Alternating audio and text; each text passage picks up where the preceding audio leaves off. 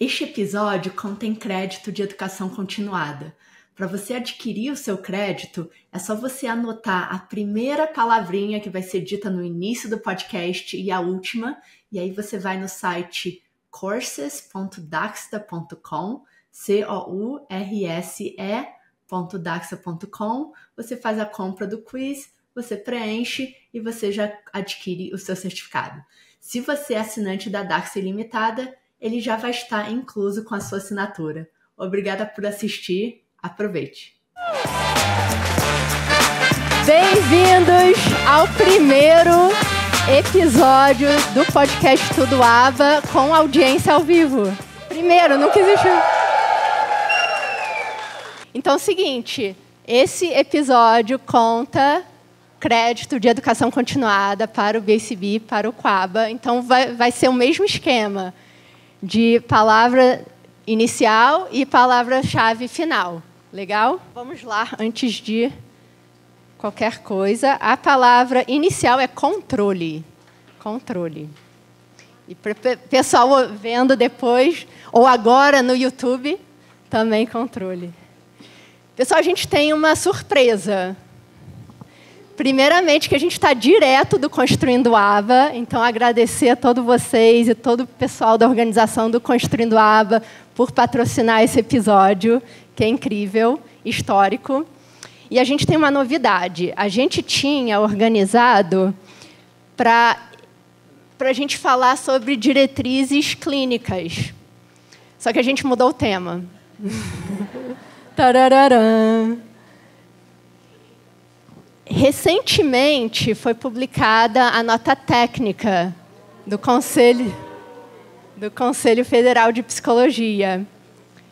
E a gente achou que seria muito legal falar sobre a nota técnica.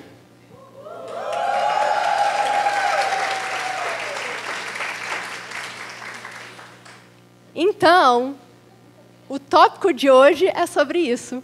Muito legal? Então, antes de mais nada, eu sou a Laila Samp, cofundadora da Daxta. E hoje, com a gente, temos uma das coautoras da nota técnica, que é a doutora Leila Bagaiolo. Que é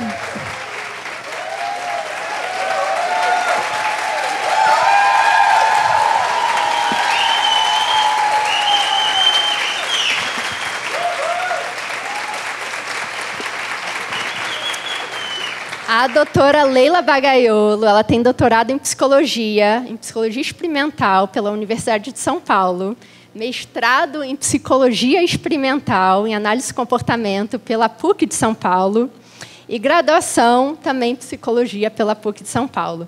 Ela é cofundadora e co-diretora da Gradual, Grupo de Intervenção Comportamental, é membro da Comissão de Desenvolvimento Atípico da BPMC desde 2017, e do Grupo de Trabalho de Autismo na ANTEP desde 2020.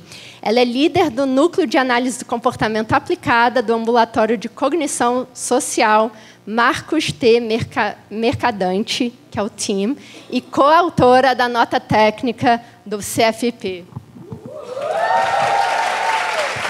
Gente, que delícia estar com vocês aqui nesse domingo. Obrigada, Laila, pelo convite, estar aqui gravando no Tudo Aba. Obrigada, Fernanda, de estar aqui no Construindo. A Fernanda, uma longa história. E muito bom estar com vocês. Vai ser um papo gostoso que a gente vai poder disseminar mais sobre boas práticas nas nossas intervenções com autismo. E para adicionar a conversa, porque ela sempre adiciona, nós temos a doutora Paulinha Braga Kenian.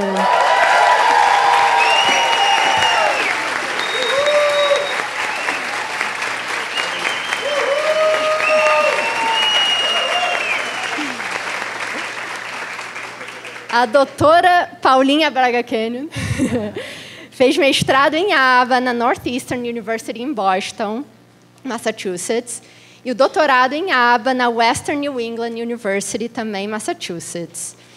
Ela é professora no curso de mestrado em ABA pela Northeastern University E, com mais de 25 anos de experiência profissional, ela já teve várias posições, cargos importantes na área de análise de comportamento e educação especial.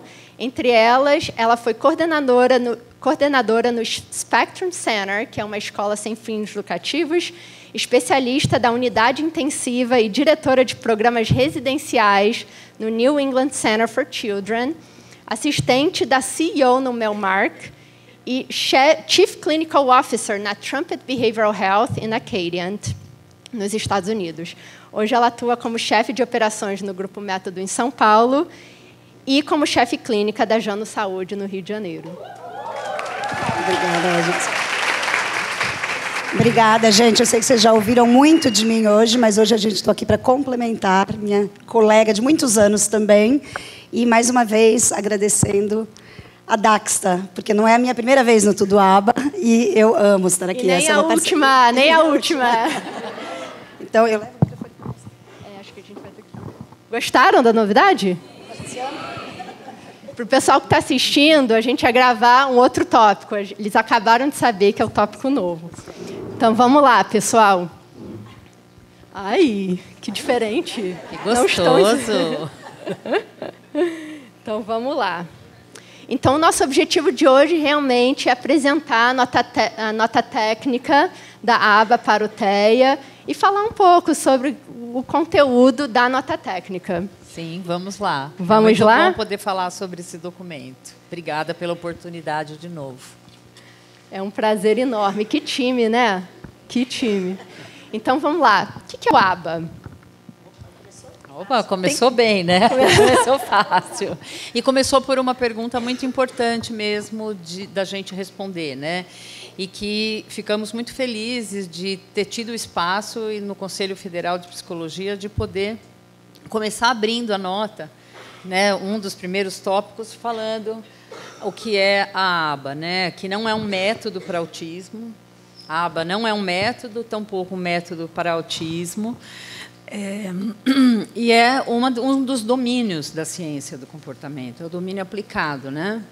Então, a gente tem 4 domínios: o filosófico, o behaviorismo radical, a gente tem o domínio experimental, né, tradicional da análise do comportamento, e o aplicado, onde a gente utiliza, né, os mesmos desenhos experimentais da análise experimental do comportamento, mas com uma questão muito importante, uma premissa, uma condição sine qua non, que é a gente trabalhar com comportamentos socialmente relevantes. Né? Então, a aba ela vem disso, e também tem o domínio das práticas profissionais que derivam, né, muito desse sistema inteiro multidimensional, mas muito da análise do comportamento aplicada. Então, a aba, estrito sensu, é isso. Então, não é um método, né? Não é um produto que está no supermercado, na prateleira, não é uma roupa que você veste e gosta e muda, não é, né? É ciência, e é uma ciência assim muito robusta, né? Com muitos anos, né? Com praticamente um século de existência já na área aplicada lá desde os anos 50, 60. Então, assim, a gente tem muito tempo aí dessa ciência, e é muito bom poder falar sobre isso, ter esse espaço dentro do Conselho no Brasil Federal de Psicologia para poder abrir uma nota desmistificando esse conceito. Perfeito. E nesse tópico, né, de que a aba é uma ciência, a ciência evolui. Né? A nota técnica, uma das coisas muito legais da nota técnica foi que teve uma discussão sobre a evolução da aba no Brasil. Isso. Paulinha foi uma super influência, inclusive, né, do desenvolvimento da aba no Brasil. Vocês podem falar um pouquinho sobre isso? Eu vou começar, então, porque eu vou agradecer a Polezita, o Sean, acabou de chegar, está aí, que foram as pessoas, através delas, né, da Polé e do Sean, que eu aprendi tudo. Eu estava no meu 5º ano de faculdade, na PUC São Paulo, juntamente com a Cacá, que é minha parceira até hoje, a Cinta Guilhardi, e eles deram uma aula sobre análise funcional, uma aula sobre autismo, e aquilo brilhou os nossos olhos. A gente já vinha fazendo a iniciação científica, a gente tinha as melhores professoras do mundo, a Téia, a Amália, a Nilza, né? Eu frequentava também São Carlos, ali com a Deise, com o Júlio, porque eu estudava equivalência de estímulos no meu TCC, nas minhas iniciações científicas. E quando eu vi aquela aula, eu falei, nossa, gente, está aqui. Eu posso ser uma cientista aplicada e eu posso continuar fazendo pesquisa. E, a partir daquela aula, assim, mudou muita coisa. O ano era 2000, início do ano 2000. E aí a Polé veio ser professora na PUC, junto com o Marcelinho Benvenuti, que está na USP hoje. E aí ela começou, ela e o Sean, ali na AMA, São Paulo, a ter um núcleo. E dentro desse núcleo, a gente pediu para estagiar com a Polé. E aí a gente começou a estagiar com a Polé, a gente aprendeu tudo com ela. Foi ela que plantou essa semente aqui no Brasil. Eles voltaram para os Estados Unidos e a gente continuou. Então, eu devo muito, eu agradeço muito essa pessoa maravilhosa que é a Polé, na minha vida, nas nossas vidas e no Brasil. Exagerou tudo. A história é verdade, mas ela exagerou. Ela não aprendeu tudo comigo. A gente aprendeu com os nossos clientes. Agora, o que ela não contou é que elas falaram, a gente pode trabalhar com vocês? A gente falou, pode, mas é de graça, porque a gente também trabalhava de graça. Então, era tudo voluntário naquela época. Então, eu e o Sean éramos voluntários da AMA. E, assim, eu acho que o que eu queria acrescentar, só um pouquinho assim, dessa história, né? A Laila até comentou, né, que é uma história longa no Brasil. E eu lembro que, como isso começou, foi assim, eu e o Sean voltamos, eu tinha terminado meu mestrado nos Estados Unidos, em ABA, e eu fui na AMA, e bati na porta, e falei, Ana Maria, quem é a fundadora da AMA de São Paulo, a gente queria oferecer os nossos serviços de graça para vocês. E ela falou, não, a gente não gosta disso aí, não. O que é isso? É ABA? A gente não quer, obrigada. E aí a gente demorou, a gente voltou, bateu de novo. Mas, Ana, dá um espacinho para a gente. Mas o que é essa coisa de ABA? Não sei se a gente quer isso. E aí a gente foi conversando, e aí a Ana Maria falou assim, olha, eu vou dar para vocês um quartinho, para você e para o Sean, e vou dar os 2 alunos mais difíceis que a gente tem. E vão aí, e vocês vão ter que mostrar para a gente que isso aí funciona. Quem viu a palestra da Dana hoje de manhã, né, a parte da eficácia, a gente teve que, de fato, demonstrar, não adianta contar o que era. E os 2 clientes que a gente tinha, se a gente lembra deles, né, eles eram clientes que nunca tinham recebido nenhum serviço. Eles eram, os 2, já há 10, 12 anos, não vocais, e não tinham nenhum meio de comunicação. Então, foi coisa... E eram agressivos. Foi a coisa mais fácil de fazer. A gente teve que ensinar meia dúzia... Não tinha comunicação. Então, assim, em uma semana, a gente conseguiu mostrar a eficácia. E aí, os pais começaram a ter fila na porta. Todo mundo queria ABA. E aí, Laila, Cacá, Cíntia vieram e a gente começou, né? 2000. Sim, 2000. O ano era 2000. Então, e aí a gente tinha isso. A gente não tinha nenhum serviço voltado para a análise do comportamento aplicada ao autismo. Um autismo que não é o autismo de hoje, é importante ressaltar. Eu acho que isso tem a ver com esse aspecto que você levantou, que as práticas foram mudando, né? A gente ainda não tinha um DSM-5, que só foi acontecer em 2013, que colocou na cesta e virou transtorno do espectro do autismo em 2013. Então, a gente lidava com aquele autismo, que era o autismo, então, mais difícil. Nível 3, autismo profundo, que era esse, não vocal, que tinha comportamentos difíceis, era isso que a gente trabalhava muito. Lógico que também trabalhávamos com os outros transtornos do desenvolvimento não especificados, que depois vieram para a cesta do TEA, no DSM-5. Mas era uma coisa assim, pipocada. O grande core era esse TEA, né? Que eu aprendi, que a gente aprendi a trabalhar com você. E era isso, a gente não tinha nenhum serviço voltado. Então, também, a gente não tinha mestrados. Né? O mestrado da PUC, no qual eu entrei, foi a 2ª turma, o mestrado da PUC. Né? A Paulinha fez, a Debert, mas foi assim, o 2º ano. Então, a Polé foi para fora, a Meca, o Caio Miguel, a Dani Fázio. Elas iam porque aqui a gente tinha realmente pouca formação, estrito sensu. Especialização, nem pensar. Então, o que ali a gente tinha que fazer ao começar era também ter cursos, era formar as pessoas. Então, desde o início, a gente se preocupava em formar para a gente já poder pensar em entregar um serviço mais piramidal, que é o que chama O TEA chama esse tipo de serviço em camada, que, inclusive, é uma questão que está contemplada na nota técnica para a gente pensar no número de casos de supervisor e aprendiz por clínica, né, por serviço.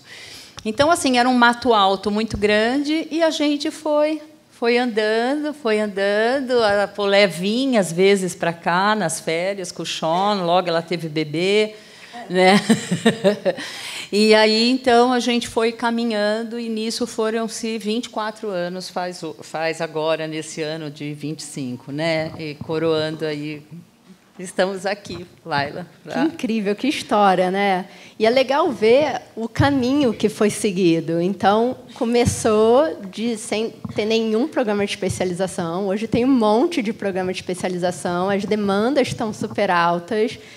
E aí veio a nota técnica, em ótimo momento. Conta assim, então, assim, por que a nota técnica? Qual que é a importância da nota técnica para o contexto no meio desse caminho, o autismo ele foi ganhando assim muita atração, né? Os serviços voltados. De não ter nada lá no início dos anos 2000, a gente foi vendo uma curva muito acelerada, não só nos serviços no Brasil, mas no mundo. Quando você olha a curva das publicações sobre autismo. Então, a gente experienciou um boom nos Estados Unidos, em outros lugares, e aqui no Brasil também. E a gente, nesse boom dos serviços para autismo, assim, olhando muito macroscopicamente, a gente vê que houve um descolamento das questões analíticas, da formação analítica desse profissional, analista do comportamento, e da sua prática, né? Que é algo que a gente sabe que pode acontecer. Quando a ciência descola a sua parte tecnológica, da parte da onde ela vem, das suas bases filosóficas, epistemológicas, né, no nosso caso, dessas habilidades analíticas, analista do comportamento, existe esse descolamento. Essa é uma metacontingência. A gente tem uma outra metacontingência que aconteceu no Brasil também, que foi a entrada meio que do mercado na nossa área. Principalmente a partir de 2022, que a gente teve mudanças importantes na ANS em relação às fontes pagadoras dos serviços para a TEA, a gente viu assim aquilo que já estava sendo um boom estourar. E aí a gente viu a nossa aba, os nossos serviços, sendo um case, na verdade, assim, digamos, né, mais um case da Faria Lima ou dos negócios, digamos assim. E isso avolumou ainda mais os serviços. E aí precarizou-se os serviços no país, né? Então, a gente, até 2020, antes da pandemia, a gente sabia que as clínicas estavam crescendo, mas a gente conhecia quem eram as clínicas, quem tinha se formado. A gente já estava lá na Comissão de Desenvolvimento Atípico da BPMC, que é importante falar, né, que a gente formou em 2016, já respondendo a esse crescimento que a gente estava vendo desordenado, a gente estava vendo muitas liminares acontecerem no país. Nunca nada é assim muito rapidamente, é algo que se formou. Nos últimos anos se intensificou muito. E com essa precarização dos serviços, aumentaram-se muito as denúncias mesmo lá no Conselho Federal, nos regionais de psicologia. Então, essa nota técnica ela veio nesse contexto também. Além disso, né, a gente teve questões que foram tentando aproximar a aba de más práticas, digamos assim, em relação ao tratamento, em relação às crianças. E a nota técnica, então, do Conselho Federal, ela vem responder a isso. Né? Ela vem responder a essa precarização do serviço, a esse grande volume de denúncias que foram feitos nos regionais de psicologia. E é importante que venha do Conselho Federal, que os conselhos no Brasil é que regulam as profissões. A gente tem uma diferença aí, né?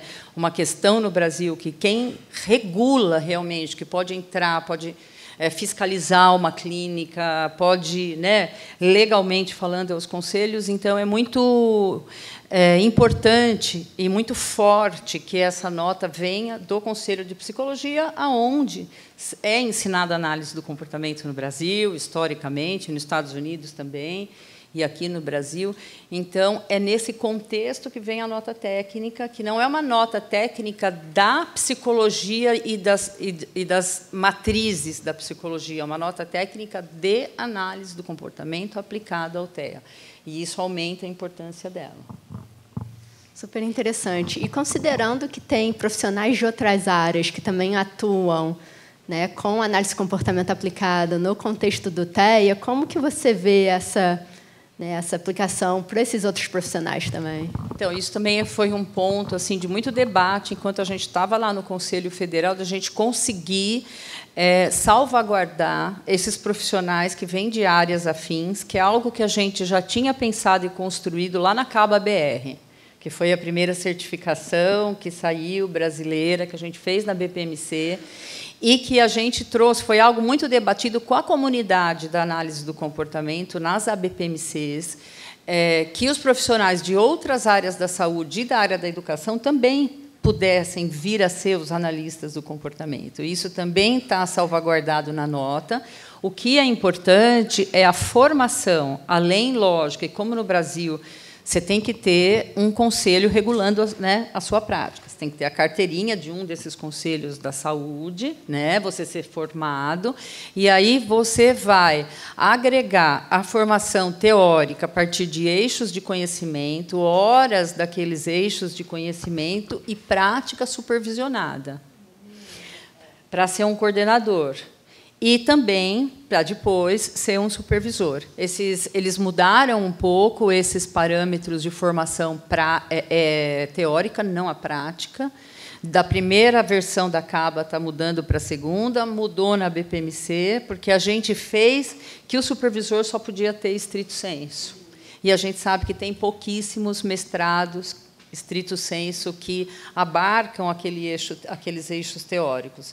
Então, agora, o supervisor de entrada ele pode ter a especialização desde que ele faça aquele número de horas, com aquelas ementas, em cursos que sejam realmente também bons. Então, o pessoal da fonoaudiologia, o pessoal da terapia ocupacional, o pessoal de outras áreas da saúde, eles podem vir desde que eles façam esses eixos teóricos e as práticas supervisionadas esperadas pela certificação brasileira. Aqui eu estou falando da certificação brasileira da CABA-BR. E só para acrescentar, eu acho que algumas pessoas comentaram aqui, às vezes a gente tem que vestir mais de um chapéu, né? Às vezes a gente é psicólogo, às vezes a gente é analista do comportamento. Então, acho que a ideia é essa, você pode ter mais do que uma formação, desde que você estude e desde que você tenha esse credenciamento dentro dessa. Então, assim, não adianta você dizer que você é psicólogo se você não tem o CRP, se você não estudou e não tirou o CRP. O que a gente está querendo trazer aqui é que a análise do comportamento é a mesma coisa. Não adianta você ter um CRP e não ter estudado a análise do comportamento. Então, se você quiser ser um psicólogo e analista do comportamento, você vai ter que ter CRP e o CABA. Se você quiser ser fonoaudiólogo e analista do comportamento, você também pode. Mas você não é um fonoaba porque você fez fono e daí você fez 4 horas de aba. Você vai ter que ter o estudo para entender o escopo da prática e vai ter que tirar o credenciamento, que é o que a CABA está trazendo para a gente. Então, na verdade, é um casamento perfeito, né? Sim. Sim, é um casamento perfeito. Eu acho que a gente vive hoje, ano 2025, um momento de inflexão. A gente viveu alguns no Brasil, né, de não ter nada e começar a ter, daí depois a inflexão desse descolamento das práticas com as habilidades analíticas do profissional, com a teoria. E eu acho que agora a gente está vivendo uma corrente que vai levar a gente a mudar essa história no país, porque a gente tem um documento do Conselho, a gente tem uma certificação, a gente tem um debate dos analistas do comportamento, querendo debater se a análise do comportamento é uma nova especialidade, se não é. É um momento de se juntar e de crescer, e aí iniciativas também como essa, Construindo Aba, ou Tudo Aba, ajudam muito, porque dão voz para esse momento, e a gente está em muita consonância, né, Laila? Sim. A gente está querendo, junto, é isso, né? Juntar forças para construir um novo futuro no Brasil, porque o Brasil tem muito que se orgulhar da análise do comportamento. Nós somos a maior comunidade, né, de analistas do comportamento, as meninas aí, fora dos Estados Unidos. Exatamente, Helena. E além de ser um número muito grande, a gente tem uma história muito linda aqui. A análise do comportamento chegou no Brasil pelas mãos do Fred Keller, gente, que é a pessoa que fundou a análise do comportamento com o Skinner. Ele foi o propagador nos Estados Unidos, porque o Skinner não era uma pessoa que saía de universidade em universidade levando a análise do comportamento, mas o Keller era. Ele mudou o programa nos Estados Unidos, nas universidades, para levar o comportamento operante, as técnicas operantes, chegou até o Brasil, trouxe lá nos anos 50, junto com a Carolina Bori, que foi a primeira, né, psicóloga, analista do comportamento, CFP número 1, mulher, exatamente, que a gente comemorou 1 século de Carolina Bori esse ano. Então, assim, gente, a nossa história, o Brasil, ele tem muito que se orgulhar. A gente não pode ficar de braço parado esperando avacalharem a nossa área. Não é verdade? Ela é nossa, ela é de todo mundo que está aqui. E tudo, cada linha que foi escrito na nota técnica, que foi pensada assim 1000 vezes, em cada palavra, em cada linha, em cada parágrafo, tem o nosso nome lá, mas, na verdade, foi a comunidade inteira que escreveu. A gente tinha certeza do que estava escrevendo, que todo mundo ia se sentir contemplado, feliz, satisfeito com o que tivesse escrito ali. Porque não foi construído por 2 pessoas, ou por uma, ou por um nome, foi construído por uma comunidade inteira que está forte, que está unida, na BPMC, na ANPAC, na CBR, aqui, né, com pessoas que inauguraram essa área no Brasil, que, no caso, é a Polé. É, sim, eu vou falar 1000 vezes, eu tenho as fotos mostrando. A gente vai mostrar as fotos. Então é isso, gente. Muito orgulho. Vamos embora, que eu acho que a gente está vivendo um momento bom. Que incrível. Leila, você comentou esse momento de regulamentação. Como que você vê essa nota técnica sendo publicada pelo Conselho Federal de Psicologia em relação com, né, com essa proposta de regulamentação da análise de comportamento aplicada de forma separada? Então, eu estava até comentando, acho que foi com a Laila agora no almoço, né?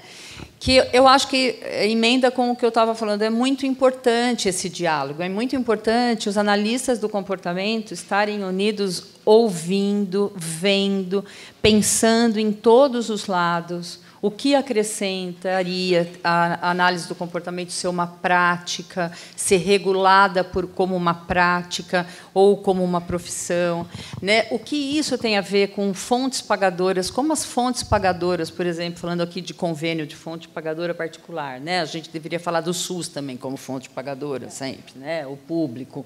Mas como será que entraria essa nova profissão ou especialidade na área da saúde, que é a que acaba na ANS sendo recomendada pelos médicos na hora que prescreve? Então, a gente tem que pensar em tudo isso, que o debate seja profundo. Eu acho que não pode ser um debate apressado. Então, ontem a gente teve um debate importante, a ANPAC fez um fórum, infelizmente eu não pude estar lá, mas terão outras oportunidades, e é muito importante que todo mundo se engaje nisso. Eu acho que o Conselho Federal ele não estava assim ainda tendo lançado, agora ele lançou, e isso muda um pouco, acho, as peças, né, do xadrez. Elas vão, as coisas elas se movimentam sempre, né, as contingências mudam, né, elas variam, já diria, né, o Skinner. Eu 100% concordo com você. E eu acho que a gente tem que mesmo pensar com muito carinho, porque nos Estados Unidos esse movimento aconteceu, né? Então, eu vou contar assim da parte histórica, e muitas vezes as histórias se repetem. E nos Estados Unidos teve uma rupção, que a gente saiu do APA, que era na American, né, Psychology Association, e a gente virou o BACB, virou uma profissão. Eu tenho essa visão na vida, de que não existe o bom e o ruim. Tudo tem vantagens e desvantagens. Então, assim, a gente virar uma profissão, talvez tenha algumas vantagens, mas a psicologia já correu tanto, já tem tanta coisa estabelecida. Será que vale a pena a gente sair debaixo de um conselho que já tem tanta coisa, né, estabelecida, ainda mais num Brasil que a psicologia é super, né, mais baseada na psicanálise, na psicologia social. Então, eu acho que a gente talvez vai acabar se alienando. Mas eu não sei, eu acho que talvez seja bom. Então, eu acho que o seu comentário de que não vamos apressar, vamos conversar. A gente tem uma comunidade de analistas do comportamento que, no meu ver, eu cheguei no Brasil faz 2 anos e meio, eu estou vendo as pessoas se movimentarem para conversarem. Quando eu cheguei aqui, eu lembro que tinha umas brigas, assim, tinha a tribo de não sei quem, a tribo de não sei quem. Aos poucos, a gente está conseguindo se juntar por uma causa maior.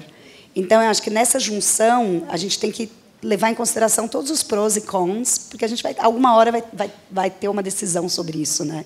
Está em tramitação, mas a gente sabe como as coisas são morosas desse ponto de vista, e constituir uma profissão é um trabalho hercúleo, uma nova profissão, porque você tem que abrir um novo conselho, né? Tem uma série de trâmites que eu acho que a gente não precisa falar sobre eles agora, mas eles existem. Então, tem esse desafio em relação ao que é contemplado para as pessoas. A gente tem 25% da população brasileira que é usuária de plano de saúde.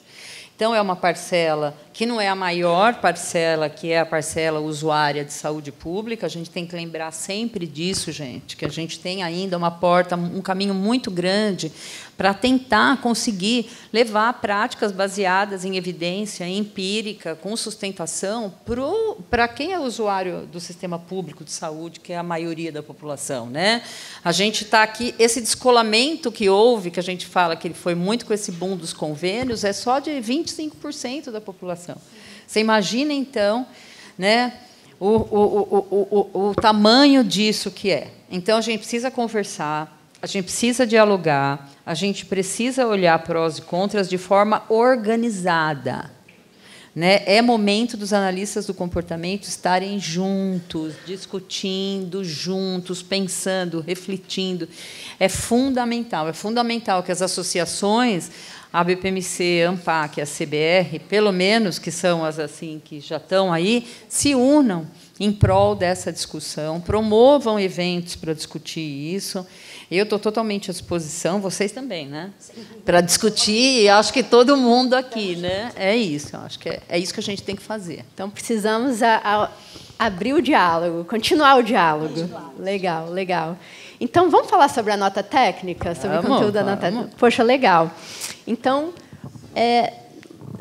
nos Estados Unidos, eu acho que a gente pode comparar, talvez, ver o que vocês acham, a nota técnica com o Practice Guidelines, com as diretrizes clínicas que a CASP, né, desenvolveu. Agora a gente já está na 3ª edição desse documento, que vai explicando mesmo como que é a prática da análise de comportamento aplicada. A nota técnica cita muito esses documentos também. Então, acho que tem um alinhamento muito bom entre as duas notas técnicas.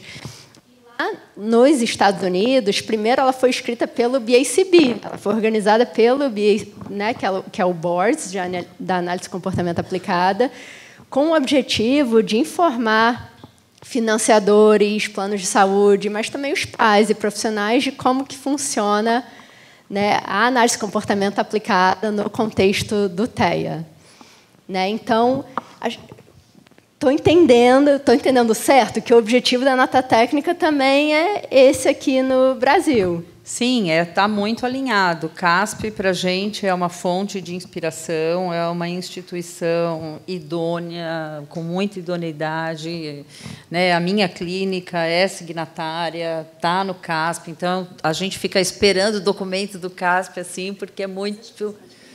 Mas a Polé vai explicar melhor. Não, melhor. Eu vou só acrescentar, não vou explicar melhor nada. Não, então, é que, assim, na verdade, o CASP ele é uma associação de clínicas que se juntaram para criar diretrizes de melhores práticas. Então, quem que pode aplicar o ABA, qual formação que tem que ter. E isso a gente até está começando também uma nova associação, que a gente espera que muitas clínicas vão se juntar, que é o ABA-TEA, ABC-TEA, desculpa. E aí, essa seria o equivalente da CASP. O que o Conselho Federal da Psicologia fez, no meu entender, é trazer todas essas coisas. É dizer assim, eles estão falando de treinamento, e a gente vai destrinchar um pouco mais, né, Tá, e eu já te passo para você. Mas então é isso, assim, você tem, na hora que a gente olha para a Ampec, por exemplo, a gente veio discutindo isso no carro, eu e Fer. A Ampec, por exemplo, eu vejo ela como um paralelo ao que a Associação de Profissionais de Analistas do Comportamento nos Estados Unidos, que é a APBA, que é a doutora Tyra Sellers, que é a Tyra Sellers, que não sei se está está aqui. A Tyra Sellers é quem hoje em dia é diretora executiva da APBA. Então, a gente precisa de uma Ampec, é importante, porque ela vai criar recursos para os profissionais. Aí, você vai ter o ABCTEA, que a Leila já vai falar um pouquinho sobre isso, que, para mim, é o equivalente ao CASP. Além disso, a gente tem os programas de certificação pelo CABA-BR. Então, e esse seria, para mim, um paralelo ao BACB. Então, assim, todas essas coisas existem, cada uma delas tem uma função, e aí, na hora que a gente olha na APBMC, a APBMC é talvez o equivalente ao ABAI, que está trazendo a ciência, que está mostrando, né, produção científica. Então, nenhum deles exclui o outro. Eles são coisas que se juntam, um ajuda o outro, e um, na verdade, traz maior valor, né, para o outro. Não, gente, o Polé, né, desenhou, foi muito bem. Eu acho que assim a gente se inspira, lógico, em todos esses documentos, né, falando um pouco mais do CASP, mas eu acho que a diferença com a nota técnica é que ela tem um valor de sair de dentro do conselho. Aquele que pode chegar numa clínica e falar, deixa eu entrar, eu vou entrar na sua clínica. Eu quero ver se você está passando filmagem de criança na sala de espera. Isso. Que é o que a gente vê que estava acontecendo, os familiares assistindo às terapias na sala de espera. E isso foi muito importante na nota técnica, a gente poder falar, explicar as medidas de observação indiretas e as diretas que são próprias do analista do comportamento e como a filmagem faz parte da coleta de dados, do treinamento, da coleta de dados. É muito importante falar, então, olha, vai ter filmagem, o conselho fala que pode ter a filmagem, desde que seja para ser usado no âmbito profissional, não em sala de espera. Né? Não, então, assim, fora que a gente assiste clínicas que têm 300 aplicadores, 200 aplicadores e um supervisor que fica à distância. Então, na nota técnica, os parâmetros que a gente foi construindo, que tem a ver com os parâmetros na BPMC que foram para a CABA e com alguns citados, por exemplo, na CASP, estão agora na nota. Então, você pode chegar numa clínica e falar, deixa eu ver a formação do supervisor. Quantos que tem aqui? Quantas crianças? Né? É lógico que não está escrito na pedra, porque é muito difícil escrever na pedra a recomendação, mas lá está o mínimo e o máximo, o perfil clínico. Né? A gente foi ligando se tem uma ou duas camadas na clínica, a experiência do profissional. Né? Então, tem parâmetros ali que já dão até um número para que as fiscalizações possam olhar. Então, eu acho que essa é a grande diferença, porque a gente tinha os parâmetros da casa, a gente usava, mas eu usava na minha clínica, a Helena usava lá na dela, o outro usava, mas a gente não tinha algo acima da gente, mais relacionado a um poder legal. Perfeito. Faz todo sentido. E aí, a nota engloba, discute todos os aspectos da intervenção em aba. Né? Então, vai desde a avaliação até orientação e treinamento de pais, e medidas, e registros, e intervenções. Generalização. Que eu acho que é um ponto importante que a gente conseguiu de destacar, de ser, além de uma das dimensões fundantes, né, seminais da aba, porque assim, a gente tem uma discussão também do pagamento das intervenções ser restrito apenas ao ambiente clínico. E como que a gente vai generalizar, programar a generalização, se a gente tem a terapia, a intervenção acontecendo só em um contexto, só em um ambiente? Então, a gente nem tem como fazer intervenção com outros estímulos, outras pessoas, outros lugares, que é a base do conceito de generalização, que está dentro da dimensão generalização como uma dimensão fundamental e fundante, né, digamos assim, da aba. Então, isso a gente conseguiu destacar, e acho que isso também vai ter um efeito importante. Né? As avaliações. as avaliações. Nós temos um grande grupo de protocolos de avaliação analítico-comportamentais, mas é importante também, uma coisa que eu queria muito poder escrever na nota, e a gente escreveu, é trabalhar junto com a neuropsicologia, né, que vem aí agregando também muito conhecimento objetivo sobre avaliações normativas, né, e que a gente pode comparar com o restante da população. Isso está contemplado na nota também, que era algo para a gente escrever, que mostra também a união que precisa ter com outras áreas. A análise do comportamento, a gente trabalha com TEA, que tem uma etiologia muito complexa, né? É uma questão, é uma condição neurodiversa, neurodivergente, que abrange muitas áreas do desenvolvimento ao longo da vida, né? Pervasivo por isso, porque passa por muitas áreas do desenvolvimento. Então, a gente tem que trabalhar de forma transdisciplinar, multidisciplinar, com outras possibilidades, outras especialidades, né? Que também têm base de evidência. Né? Acho que é importante falar isso, e a neuropsicologia é uma delas. Então, e tem norma lá no CFP sobre os testes psicológicos, sobre o uso de avaliação, que foi também amarrando outras leis que são acima da nossa prática, como, por exemplo, o ECA, a Lei de Diretrizes de Bases na Educação, Educação Inclusiva. Isso tem uma discussão sobre o número de horas. Então, a nota técnica ela dialoga com outros marcos legais da infância, da saúde, da educação, que eu acho que também é uma inovação importante e que traz consistência, assim, para a análise do comportamento, um posicionamento importante, sabe, que põe em outro lugar. Os aspectos clínicos que você vê como super relevante, que vale a pena a gente discutir, porque o pessoal vai pegar a nota, se ainda não leu, vai ler, a gente põe também na descrição do episódio, a gente compartilha o link. Mas quais são outros aspectos que, para você, foram, poxa, super importantes de...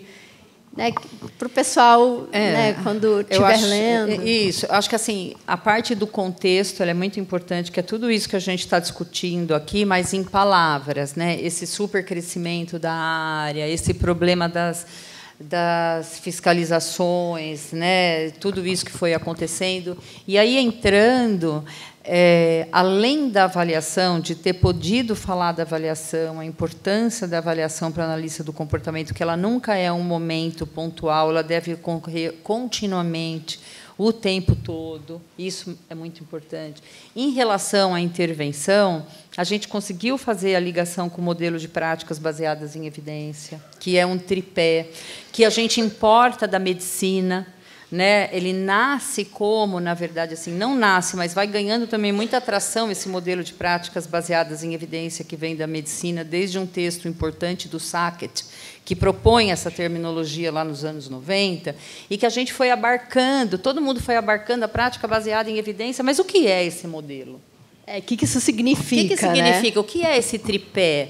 A evidência, ela existe. Em todo lugar existe evidência de que a gente pisou aqui, de que choveu lá fora e está molhado. Evidência é isso. Agora, o que é uma evidência empiricamente sustentada? Né? Que passou pelo crivo da experiência, que foi, então...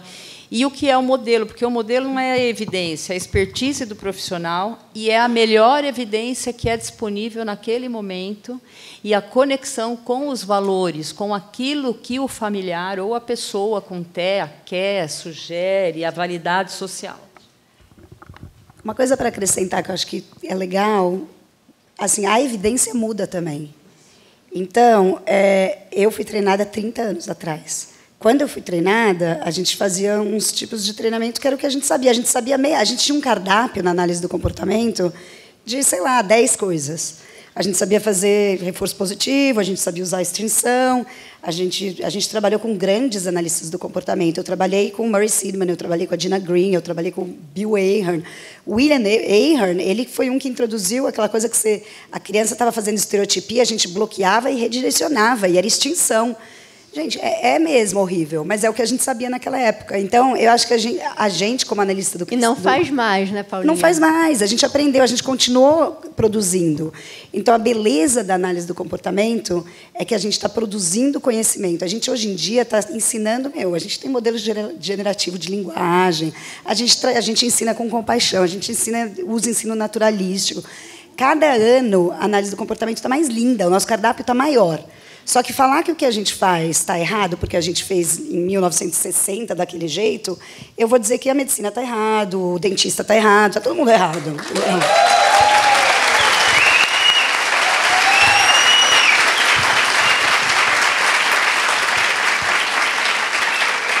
É isso, porque é a melhor evidência empírica e a que é disponível naquele momento, né? E ela muda ao longo dos tempos, ao longo da evolução da sociedade, e ela muda a depender do contexto socioeconômico, cultural que a gente está, e tem que ficar sensível a isso.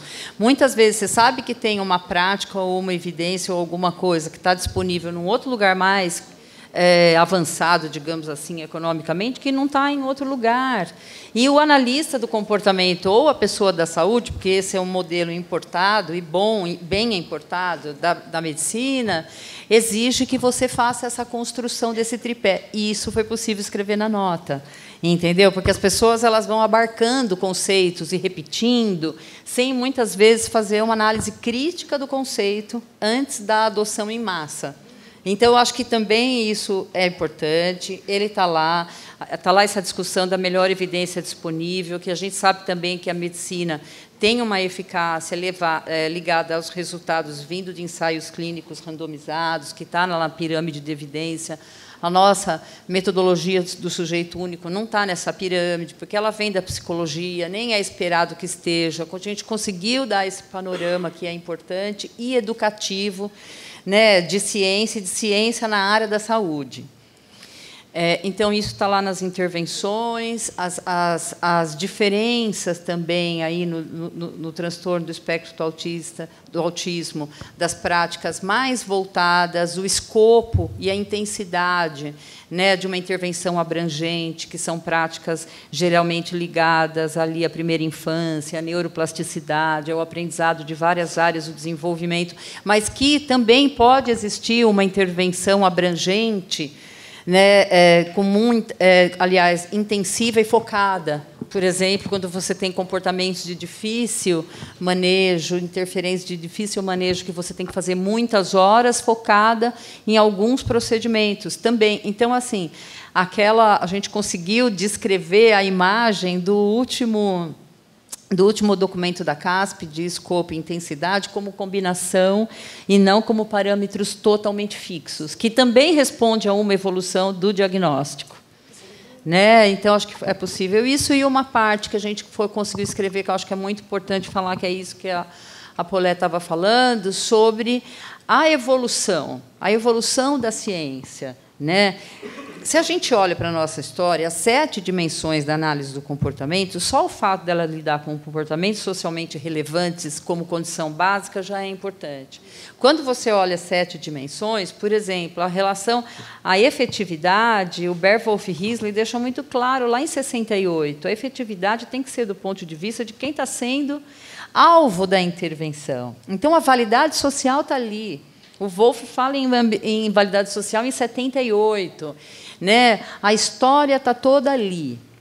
Mas eu acho que é isso. A gente veio construindo também novos conhecimentos, tanto teóricos e práticos novos, que abarcam complexidade da linguagem, por exemplo, a equivalência de estímulos, e são experimentais, a teoria dos quadros relacionais, que a gente consegue lidar e dar conta e dialogar sobre fenômenos mais complexos, mas também em relação a sentimento, né? Em relação a práticas neuroafirmativas, que, por exemplo, um texto escrito sobre a 8ª dimensão agrega muito. Ele é muito simbólico.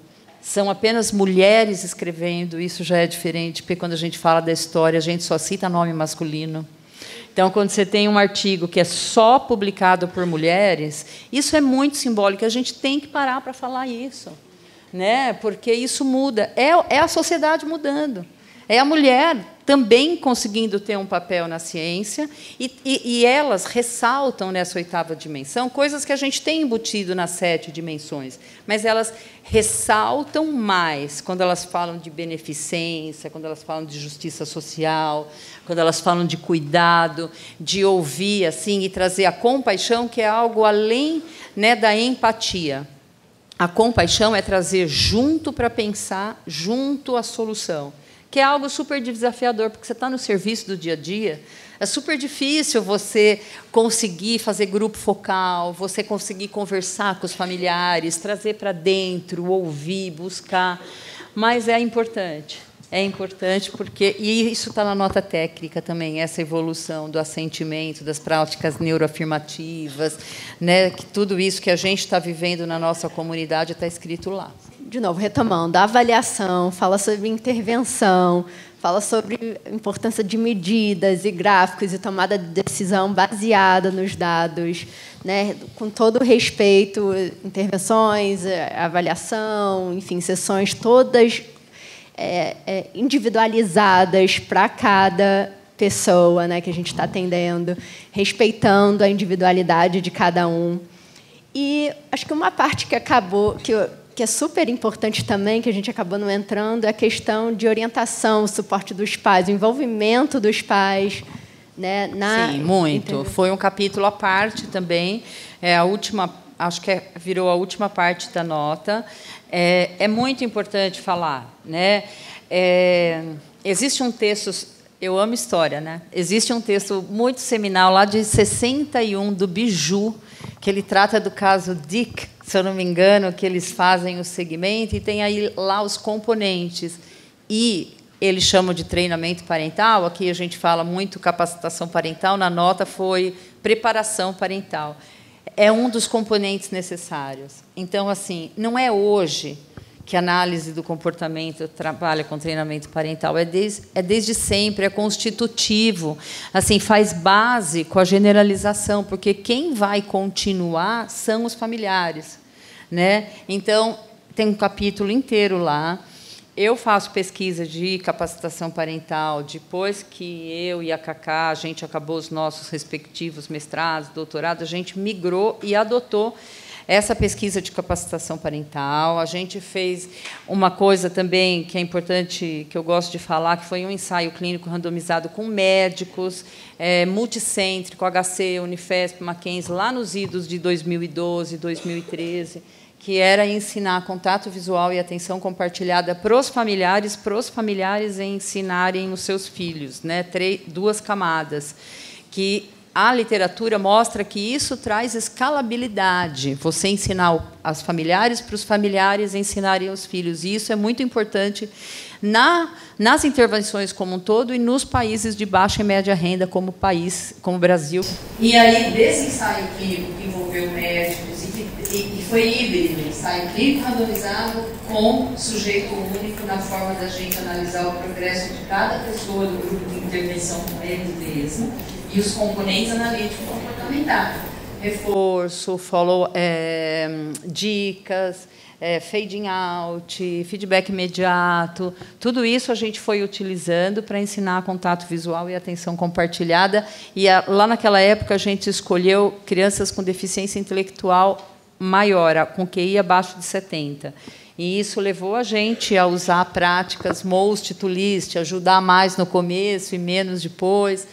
Tem 3 papers em revistas de alto impacto publicados sobre isso. Então, o Brasil também tem uma referência importante sobre treinamento parental publicado, assim, não só aqui no Brasil, mas fora, em revistas importantes. A gente continua com essa área de pesquisa.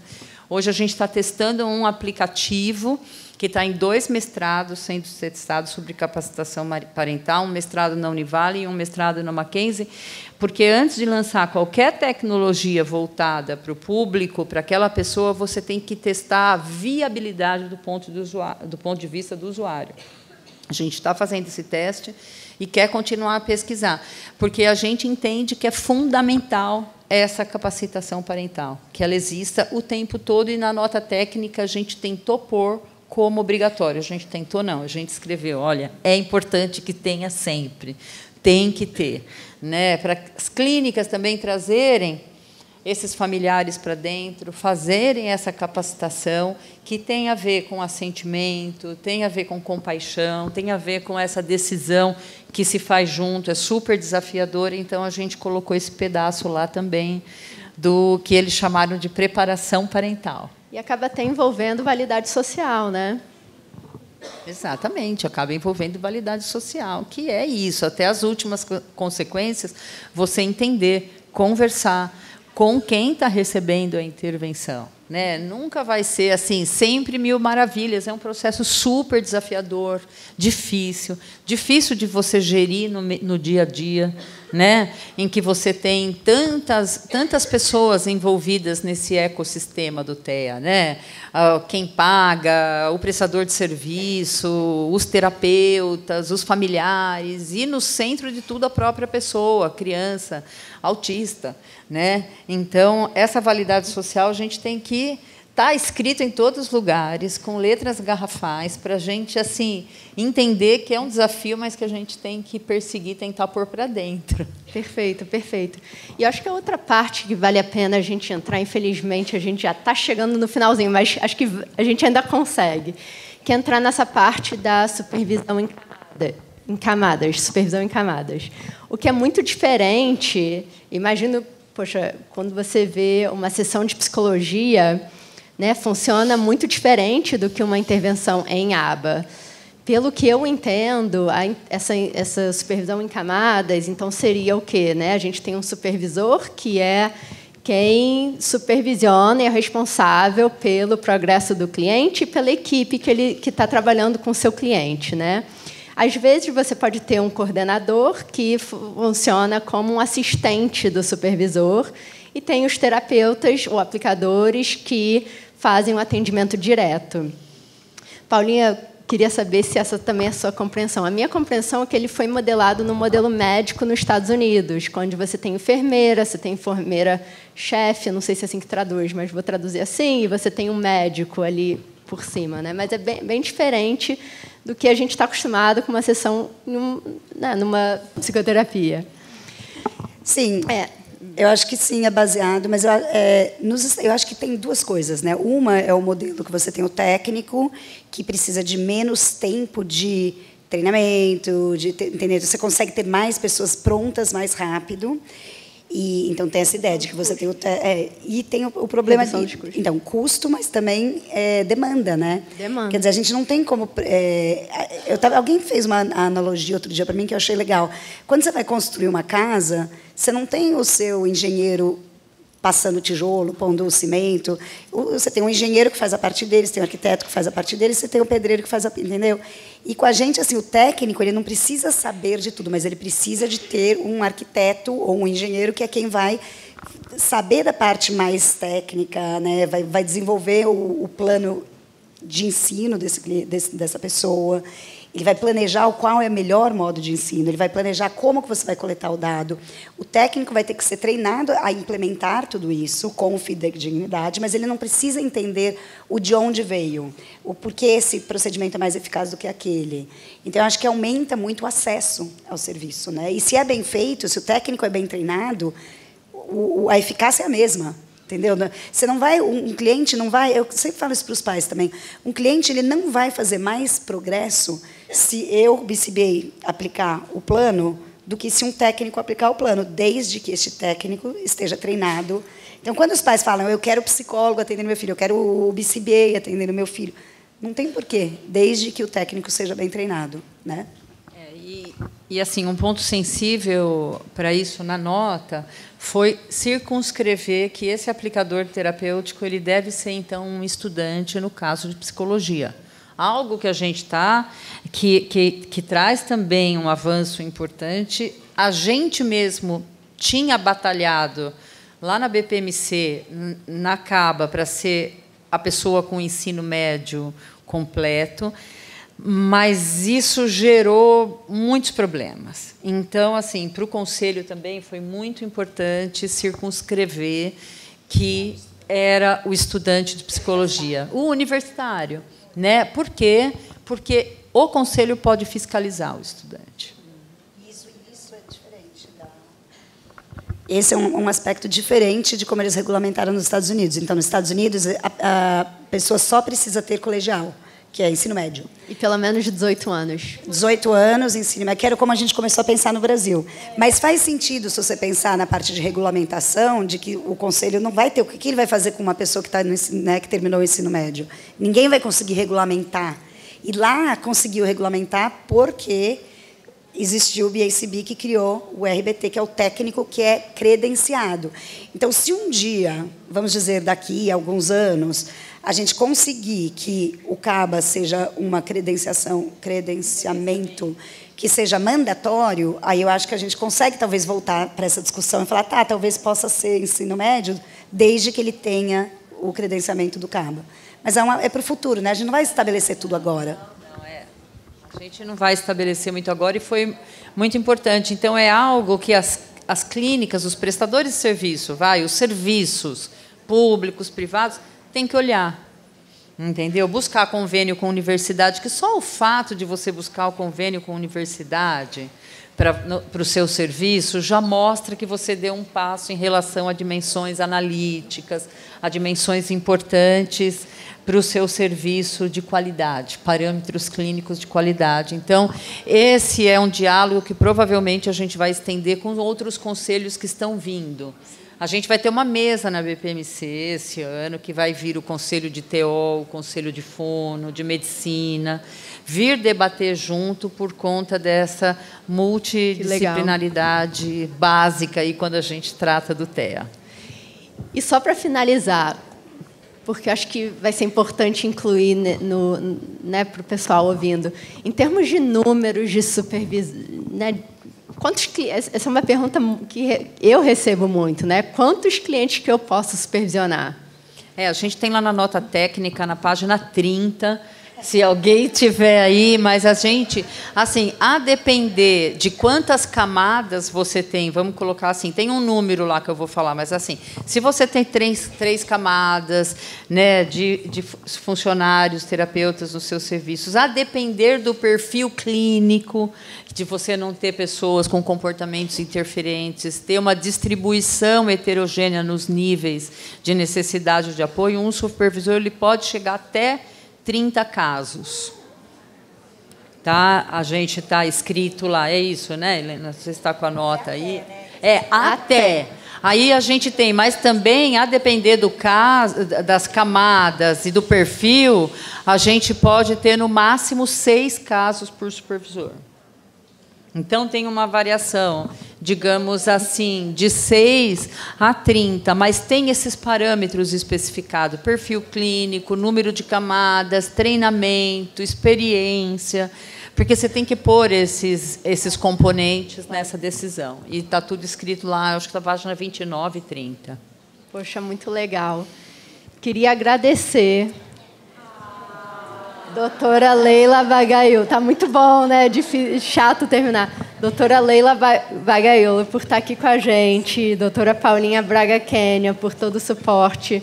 Muitos estão chamando essa nota técnica de um momento histórico no Brasil, né? Que vai informar a prática de, muita gente com o objetivo de aumentar a qualidade de vida, né, e os serviços que a gente provém, com um impacto assim, imensurável. Então, eu agradeço muito pela sua disponibilidade de estar aqui. Está com a Polé, está com você, Laila, com a Fernanda, com todos vocês. Maravilhoso nesse domingo. A gente veio até aqui, vim com o João Paulo, que me trouxe, meu marido querido, e a gente está muito feliz de estar aqui hoje compartilhando com vocês. Muito, muito, muito obrigada. A Cacá também agradece, falo em nome dela, tá? Que não pôde vir. Espero...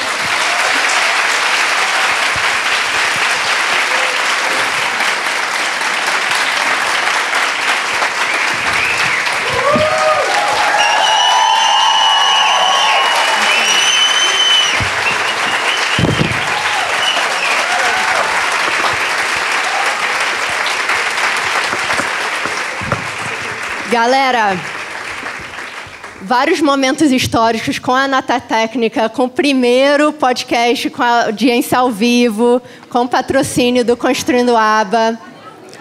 Vamos falar a segunda palavra-chave para quem está acumulando crédito de educação continuada para o BACB e Coaba. É taxa.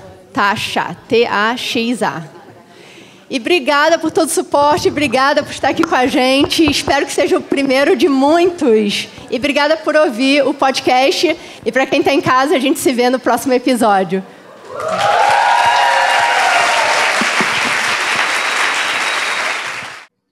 E aí, galera? Eu espero que vocês tenham aproveitado esse super episódio inédito do Tudo Aba.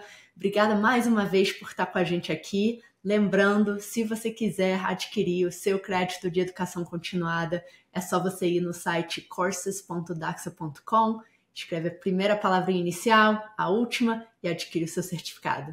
Um abração, até o próximo.